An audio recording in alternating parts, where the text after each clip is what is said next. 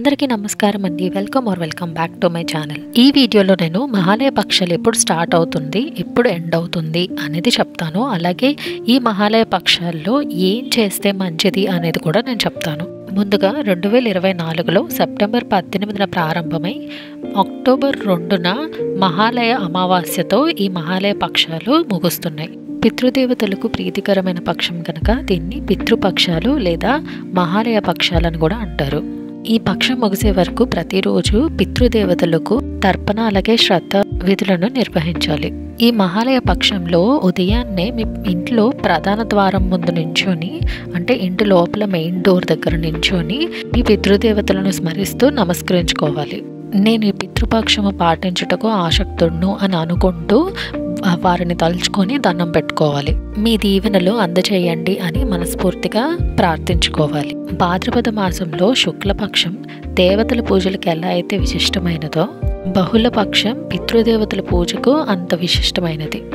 ఈ పక్షం ముగిసే వరకు ప్రతిరోజు కూడా పితృదేవతలకి తర్పణ అలాగే శ్రద్ధ వహించాలంట. తండ్రి జీవించి తల్లిని కోల్పోయిన వారైతే ఈ పక్షంలో వచ్చే 9వ రోజున శ్రద్ధ విధులను ఆచరించాలి.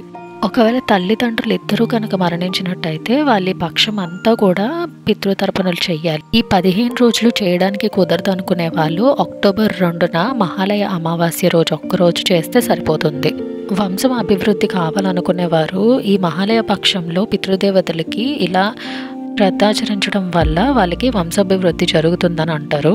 అంటే పిల్లలు లేకపోవడం కానీ, ఒకవేళ కూతురున్న సరే కొడుకు కావాలి అని అనుకుంటారు కదా చాలామంది, అలాంటి వాళ్ళు చేస్తే కనుక వాళ్ళకి కొడుకు పుడతారు అని అంటారు. ఇదంతా చేయడానికి కుదరదు అనుకునే వాళ్ళు అన్నదానం చేయండి, చాలా మంచిది. ఈ టైంలో కనుక అన్నదానం చేస్తే చాలా మంచిది. మీ పితృదేవతల పేరు మీద మీరు కనుక అన్నదానం చేస్తే మీకు చాలా మంచి జరుగుతుంది. మనసులో ఎలాంటి కోరుకున్నా అది జరుగుతుందని కూడా అంటారు. నేను ఈ పితృపక్షాలకి సంబంధించి కర్ణుడి గురించి ఒక చిన్న స్టోరీ చెప్తాను. దానశీలిగా పేరు పొందిన కర్ణుడికి మరణించిన తర్వాత స్వర్గం ప్రాప్తించింది. ఆయన స్వర్గానికి వెళ్తుంటే ఆ దారి మధ్యలోని అతనికి చాలా ఆకలి దాహం వేస్తున్నాయి అన్నమాట. ఇలా ఆకలి దాహం వేస్తుంటే అతనికి ఒక చెట్టు కనిపించింది.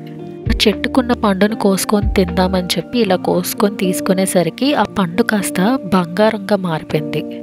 కనీసం దాహమన్నా తీర్చుకుందామని ఒక సెలయేరు దగ్గరికి వెళ్ళి అక్కడ నీరు తాగుదామని ఇలా తీసుకునేసరికి ఆ నీరు కూడా బంగారపు నీరుగా మారిపోతాయి.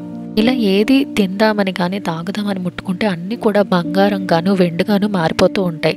సరే అని చెప్పి స్వర్గానికి వెళ్ళి అక్కడ ఏమైనా తిందాము లేదా తాగుదామని చూస్తే అక్కడ కూడా సేమ్ ఇలానే జరుగుతూ ఉంటుందన్నమాట.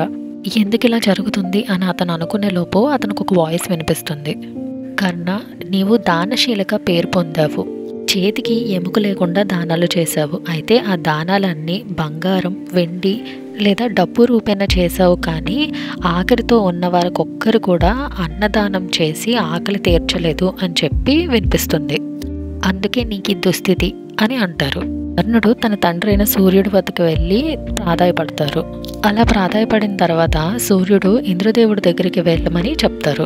అయితే ఇంద్రుడు కర్ణుడికి ఒక అవకాశాన్ని ఇస్తారు. వెంటనే తిరిగి భూలోకానికి వెళ్ళి అక్కడ అనర్థులందరికీ కూడా అన్నం పెట్టి అలాగే మీ మాతాపితృలకు తర్పణలు వదిలి తిరిగిరా అని చెప్పి చెప్తారు. దాంతో కర్ణుడు భాద్రపద బహుళ పాడ్యమిలోని భూలోకానికి వచ్చి అక్కడ పేదలకి అలాగే బంధుమిత్రులందరికీ కూడా అన్న సంతర్పణ పెడతారు. పితృదేవతలకు తర్పణ వదిలి మళ్ళీ అమావాస్య రోజు తిరిగి స్వర్గానికి వెళ్ళిపోతారు.